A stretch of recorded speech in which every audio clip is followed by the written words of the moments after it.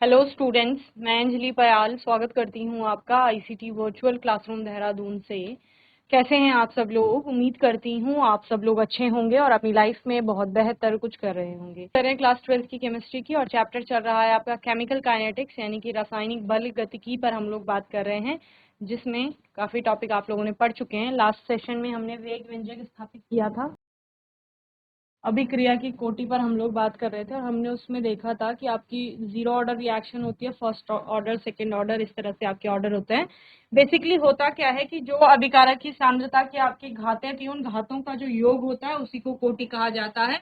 और x plus Y, x और Y आपके घातांक थे, उनका जो टोटल है उसको हमने n माना, तो n की जो भी वैल्यू होगी उसी ऑर्डर की आपकी रिएक्शन होगी। ठीक है ना, इस तरह से हमने देखा था यहाँ पर। अब जो आपने वेग व्यंजक देखा था, वेग व्यंजक आपका क्या था? देखो, ये आपका वेग व्यंजक आ रहा था।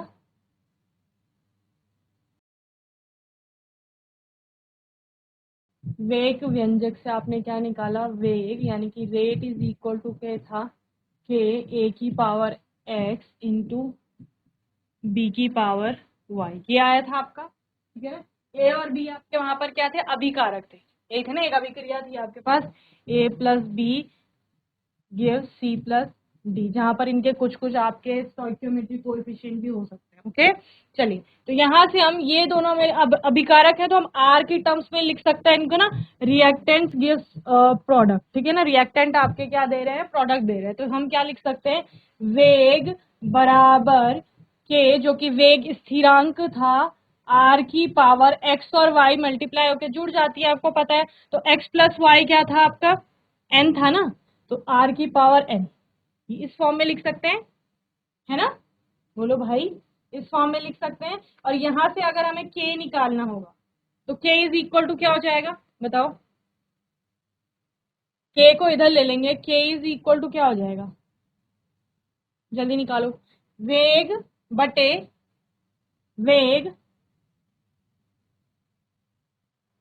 बटे आर की पावर एन, ये हो जाएगा। ठीक है, बोलो। और वेग क्या है आपका? वेग क्या देख रहे थे आप? वेग का मतलब था सांद्रता में जितना भी परिवर्तन हो रहा है समय के साथ साथ, जिसको आप देख रहे थे। तो यानी कि सांद्रता बटे समय, सांद्रता बटे समय आपका क्या है? वेग है। और बटे आर क्या है आपकी? आर भी तो सांद्रता ही थी। जब आप ब्रैकेट के अंदर उसको लिख रहे हैं किसी को भी, चाहे आपने ए को लिखा या बी को लिखा, वो उनकी सांद्रताएं थी, है ना, जिसको आप मोल पर लीटर में ले रहे थे। तो यहाँ हम सांद्रता की पावर क्या कर लेंगे? एन कर लेंगे। समझे? बोलो। आ गया, सांद्रता बटे समय वेग हो गया, और बटे सांद्रता की पावर एन। अब सांद्रता को एक साथ ले लेंगे, समय आपका नीचे आ जाएगा, तो क्या हो जाएगा? देखो, सांद्रता, ठीक है, गुणा, ये सांद्रता ऊपर चली जाएगी और ऊपर जाएगी ये, तो ये जो एन है इसकी पावर माइनस एन हो जाएगा। ठीक है, अपॉन क्या हो जाएगा? समय यानी कि टाइम। ठीक है, अब देख, ये हो गया। अब सांद्रता गुणा सांद्रता की पावर एन का मतलब क्या है? की पावर माइनस एन का मतलब क्या है? सांद्रता की घात 1 माइनस एन अपॉन समय, ये हो जाएगा। हम कर क्या रहे हैं? इस वेग स्थिरांक के लिए हम मात्रक निकाल रहे हैं। वेग स्थिरांक का मात्रक, ठीक है, वेग स्थिरांक के लिए मात्रक निकाल। चलिए, अब सांद्रता का मात्रक क्या होता है? सांद्रता मोलैरिटी, है ना, मोलैरिटी की टर्म्स में ले रहे हैं। तो मोलैरिटी का मात्रक आपका क्या होता है? मोल पर लीटर होता है मोलरता का मात्रक, और समय आप लेते हैं सेकंड में। ठीक है ना, तो क्या हो गया? Mole per litre 1 minus N upon second. ठीक है, ये हो जाएगा। चलिए, एन आपको पता ही है एन क्या होता है। अब जो ये वाला आपका फॉर्मूला निकला ना, इस फॉर्मूले में आप किसी भी ऑर्डर, कोई भी ऑर्डर की आपकी रिएक्शन है, 0 ऑर्डर है, फर्स्ट ऑर्डर है, सेकंड ऑर्डर है, उस ऑर्डर की रिएक्शन का आप वेग स्थिरांक के लिए मात्रक निकाल सकते हैं, ठीक है ना। तो इसी में हम लोग सबसे पहले करते हैं शून्य कोटि अभिक्रिया के लिए।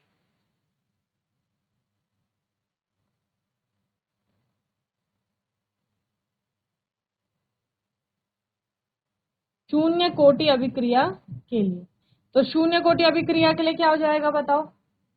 K इज इक्वल टू क्या बोला आपने, सांद्रता की घात 1 माइनस एन अपॉन समय, ठीक है ना। तो शून्य कोटि की अभिक्रिया के लिए n का मान कितना होता है, 0 होता है, तभी तो शून्य है आपकी शून्य कोटि अभिक्रिया। तो n का मान कितना आ जाएगा, 0 आ जाएगा। K इज इक्वल टू सांद्रता की घात 1 माइनस 0 और समय, तो क्या आ गया आपका, K बराबर सांद्रता बटे समय, ये आ गया। अब लिख लो सांद्रता का मात्रक मोल पर लीटर और बटे समय, समझ गए। सांद्रता का मात्रक मोल पर लीटर और बटे सेकेंड, समय का क्या आ जाएगा, सेकेंड। अब ये लीटर भी आपका नीचे चला जाएगा, तो मोल पर लीटर सेकेंड, ठीक है, ये हो सकता है। इसको आप क्या लिख सकते हैं, मोल पर लीटर पर सेकेंड, इस तरह से लिख सकते हैं। लीटर सेकेंड इस तरह से लिखेंगे, मोल पर लीटर और सेकेंड, या आप क्या लिख सकते हैं, मोल लीटर इनवर्स सेकेंड इनवर्स। ये किसके लिए है, ये शून्य कोटि की अभिक्रिया के लिए वेग स्थिरांक का जो मात्रक है वो ये, ठीक है। चलो नोट करो, इंपॉर्टेंट है, इससे आपका 1 नंबर का क्वेश्चन आता ही आता है, कभी वो मात्रक पूछ लेता है कि शून्य कोटि की अभिक्रिया के वेग व्यंजक में जो वेग स्थिरांक है उसका मात्रक बताओ। चलिए अब लिखिए प्रथम कोटि की अभिक्रिया के लिए।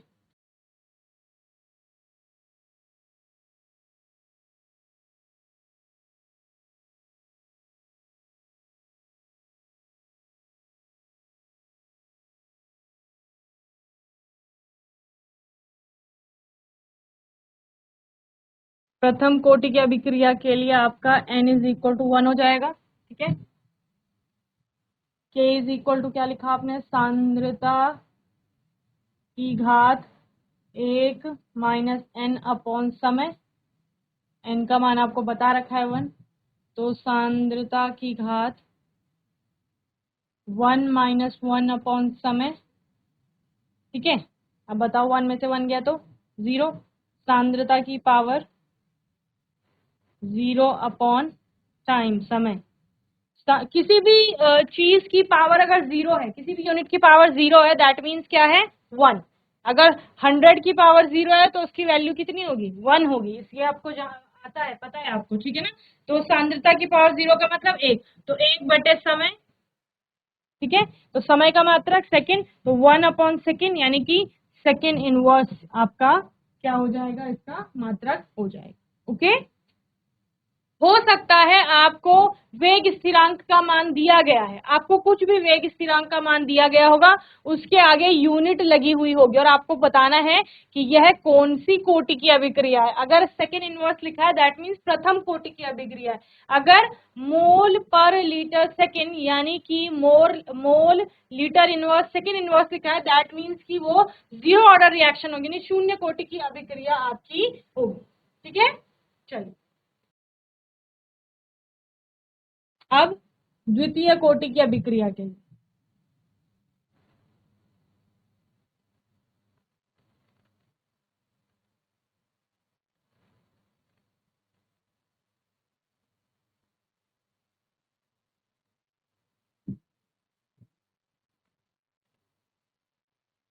द्वितीय कोटि की अभिक्रिया के लिए सेकेंड ऑर्डर रिएक्शन के लिए n इज इक्वल टू क्या हो जाएगा, 2 हो जाएगा, ठीक है। जब n इज इक्वल टू 2 हो गया आपका, तो k इज इक्वल टू क्या था, सांद्रता की पावर 1 माइनस एन अपॉन समय, ये है, ठीक है। सांद्रता की घात 1 में से 2 को माइनस कर देंगे अपॉन समय, ठीक है। सांद्रता की घात 1 में से 2 को माइनस करेंगे तो कितना आएगा, 1 माइनस 2 का मतलब इनका डिफरेंस -1 आ जाएगा अपॉन समय। और सांद्रता की पावर -1 का मतलब इसको हम नीचे ले लेंगे, जैसे आपने यहाँ पर जब आपने यहाँ क्या किया था, यहाँ आपने क्या किया था, सांद्रता की पावर n थी तो उसको ऊपर ले गए थे तो -n आ जाएगा, तो इस -n को नीचे लाएंगे तो सांद्रता की पावर n हो जाएगा। तो उसी प्रकार से यहाँ पर क्या आया, सांद्रता की पावर -1 है तो इसको आप नीचे ले सकते हैं, तो क्या हो जाएगा 1 अपॉन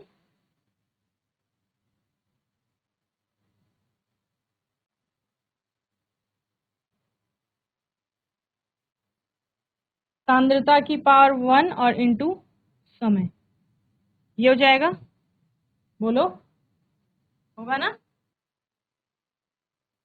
अब देख सांद्रता की पावर क्या है आपका, बताओ, मोल पर लीटर, यानी मोल लीटर इनवर्स लिख सकते हो आप, और ये सेकेंड है क्या, समय का मात्रक। तो जब ये ऊपर जाएगा तो क्या हो जाएगा, मोल नीचे प्लस में था तो ऊपर आके मोल इनवर्स हो जाएगा, लीटर नीचे इनवर्स में था तो लीटर आपका पॉजिटिव हो जाएगा लीटर, और सेकेंड आपका इनवर्स हो जाएगा। ये मात्रक होगा यहाँ पर द्वितीय कोटि की अभिक्रिया के लिए, mole inverse litre second inverse, ठीक है। और ये इंपॉर्टेंट है, मैं आपको बता रही हूँ, 1 नंबर का क्वेश्चन आ जाता है इससे, यहाँ बोर्ड में भी आपका आता है, नीट में भी आ सकता है, तो आपको ये मात्रक याद होनी चाहिए। तो क्या क्या हुए आपके मात्रक बताओ, zero order reaction, zero order के लिए, जीरो ऑर्डर रिएक्शन के लिए लिखे, जीरो ऑर्डर रिएक्शन के लिए के का जो मात्रक होगा वो क्या होगा बताओ, मोल लीटर इनवर्स सेकेंड इनवर्स, ठीक है ना। फॉर फर्स्ट ऑर्डर, प्रथम कोटि की अभिक्रिया के लिए वेग स्थिरांक के का मात्रक है, ये ध्यान रखना, क्या हो गया था सेकेंड इनवर्स। और सेकेंड ऑर्डर रिएक्शन के लिए mole inverse litre second inverse, ठीक है।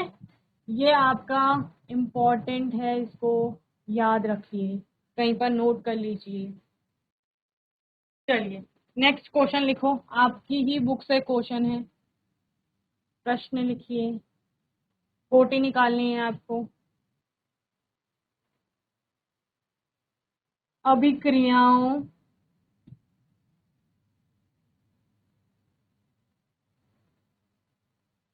की कुल कोटि की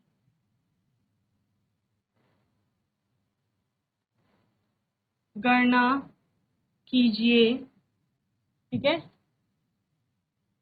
कैलकुलेट ऑर्डर ऑफ रिएक्शन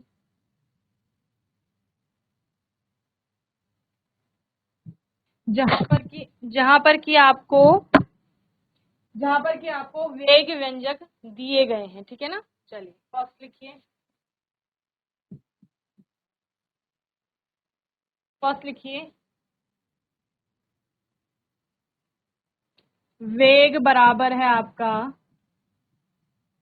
के, जो कि वेग स्थिरांक है, ए की पावर 1/2 इंटू बी की पावर 3/2, ठीक है ना। तो ऑर्डर कोटि क्या थी, कोटि थी एक्स और वाई का जो आपका यहाँ पर सम आप लोग निकाल रहे हैं, ठीक है ना। सो इन दिस वेग व्यंजक, इस वेग व्यंजक में आपको दिया गया है, गिवन है क्या क्या, एक्स और वाई का मान, X is equal to 1/2 and Y is equal to 3/2, ये दिया गया है। And we know that order of reaction, that means अभिक्रिया की कोटि,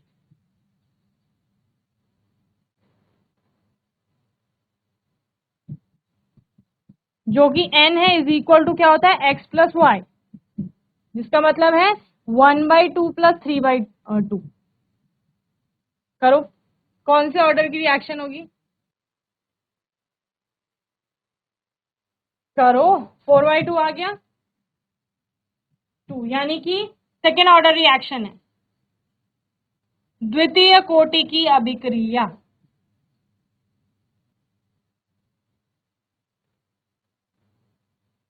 ठीक है। तो इससे ऑर्डर ऑफ रिएक्शन आपका निकल आया है। चलिए सेकेंड एक लिखिए, वेग इज इक्वल टू के ए की पावर 3/2 बी की पावर -1। ठीक है, चलो मैंने आपको एक पॉइंट लिखवाया था, ध्यान देंगे आप। अभिक्रिया की कोटि में x plus Y is equal to N अभिक्रिया की कोटि है, जो 0 हो सकता है, 1 हो सकता है, 2 हो सकता है, 3 हो सकता है आपका। ठीक है ना, कोटि भिन्न के रूप में भी हो सकती है, ये आपको ध्यान रखना है। कोटि किसी भी अभिक्रिया की भिन्नात्मक भी आ सकती है, समझ रहे हैं। चलिए इसको खुद से करेंगे आप लोग, ये वाले को। चलिए नेक्स्ट क्वेश्चन लिखो।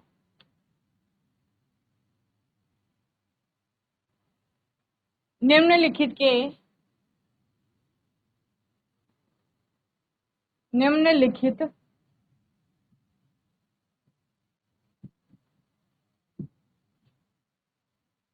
वेग स्थिरांकों, वेग स्थिरांक को समझ रहे हैं ना, के मान से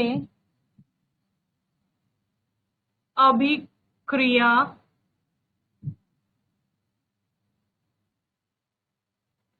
की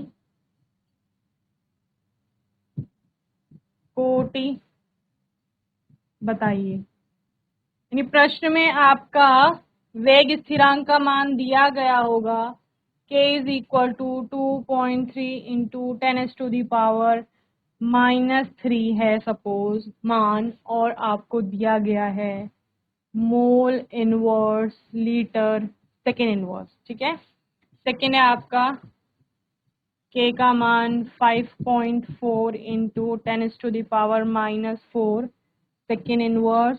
ठीक है ना, थर्ड है आपका k is equal to 6.3 into 10⁻⁻5 mole litre inverse second inverse.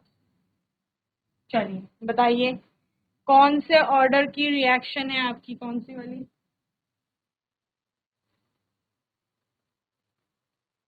बताओ।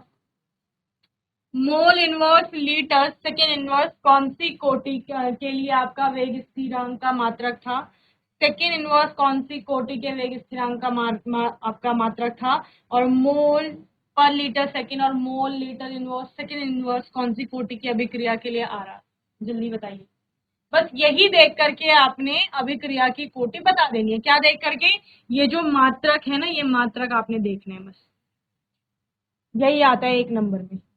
बताओ जल्दी, मैंने आपको अभी लिखवाया था यहाँ पर, 0 ऑर्डर के लिए मोल लीटर इनवर्स और सेकेंड इनवर्स आपका आता है, वहीं फर्स्ट ऑर्डर के लिए सेकेंड इनवर्स आता है, और सेकेंड ऑर्डर के लिए आपका आता है mole inverse litre second inverse. ठीक है ना, तो यहाँ पर आपने जो भी जितने भी वेग स्थिरांकों का मान लिखा है, उनमें से ये आपका क्या होगा, सेकेंड ऑर्डर में जाएगा, इस सेकेंड ऑर्डर रिएक्शन देगा। ये आपका क्या आएगा, फर्स्ट ऑर्डर आएगा। ठीक है, यानी ये द्वितीय कोटि, ये प्रथम कोटि, और ये आपका हो गया है 0 ऑर्डर यानी कि शून्य कोटि की अभिक्रिया। समझ रहे हैं, तो इस प्रकार का प्रश्न आता ही आता है। या फिर देखो ये पूछ लेगा, या फिर आपसे क्या पूछेगा कि आपको सारे मात्रक दे देगा, इनमें से कोई और मात्रक दे देगा, और आपको पूछेगा कि प्रथम कोटि की अभिक्रिया का मात्रक बताओ या द्वितीय कोटि की अभिक्रिया का मात्रक बताओ। समझ रहे हैं, तो इस प्रकार से आपका 1 मार्क्स पे क्वेश्चन बन सकता है। तो आज के सेशन में आप लोगों ने क्या देखा, आज के सेशन में जो वेग स्थिरांक के लिए हमने व्यंजक लास्ट सेशन में आपका स्थापित किया था, उसके लिए हमने इस सेशन में मात्रक बनाने के प्रयास करे, और हमने क्या देखा कि प्रत्येक जो अलग अलग प्रकार की आपकी कोटि आ रही है अभिक्रिया की, ऑर्डर ऑफ रिएक्शन जब चेंज हो रहा है, तो वेग स्थिरांक का मान भी आपका, या उसका जो मात्रक है आपका, वो भी बदल रहा है। देखा ना आपने, इसीलिए तो आपके तीनों जो ऑर्डर्स हैं, उन तीनों ऑर्डर के लिए अलग अलग मात्रक आए। तो ये किसके मात्रक है सारे, ये सारे आपके के मात्रक हैं, यानी वेग स्थिरांक के मात्रक।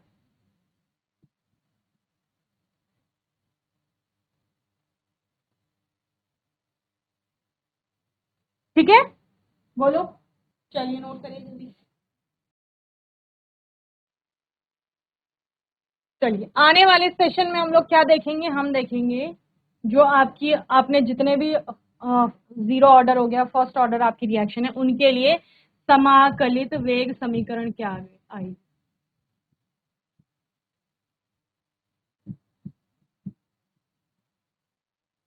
ठीक है, यानी समाकलन किया जाएगा। ओके, समाकलित वेग, जिसमें हम सबसे पहले लेंगे शून्य कोटि की अभिक्रिया, शून्य कोटि अभिक्रिया, इंटीग्रेटेड रेट इक्वेशन, जिसमें हम लेंगे जीरो ऑर्डर रिएक्शन।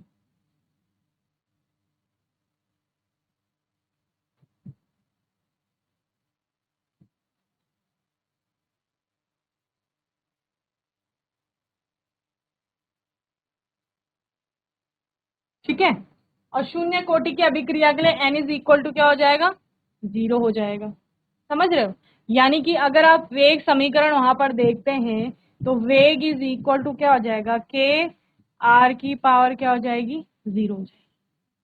ठीक है, इस तरह से आप निकालोगे। आर की पावर जीरो का मतलब एक, तो यानी वेग बराबर क्या हो जाएगा, के हो जाएगा। ठीक है, इसी को हम आगे लेकर चलेंगे। आने वाले सेशन में हम जीरो ऑर्डर रिएक्शन पर पूरा बात करेंगे, ग्राफ वगैरह भी देखेंगे जो आएंगे इस टॉपिक के अंतर्गत। और ये बहुत इंपॉर्टेंट आपके टॉपिक्स होने वाले हैं, इनसे आपके क्वेश्चन जरूर आते हैं, तो आपको अच्छे से ये देखने हैं। ठीक है ना, अभी भी कोई डाउट होगा, क्वेश्चन होगा, तो आने वाले सेशन में आप लोग पूछ लेंगे। और तब तक के लिए आईसीटी वर्चुअल क्लासरूम से जुड़ने के लिए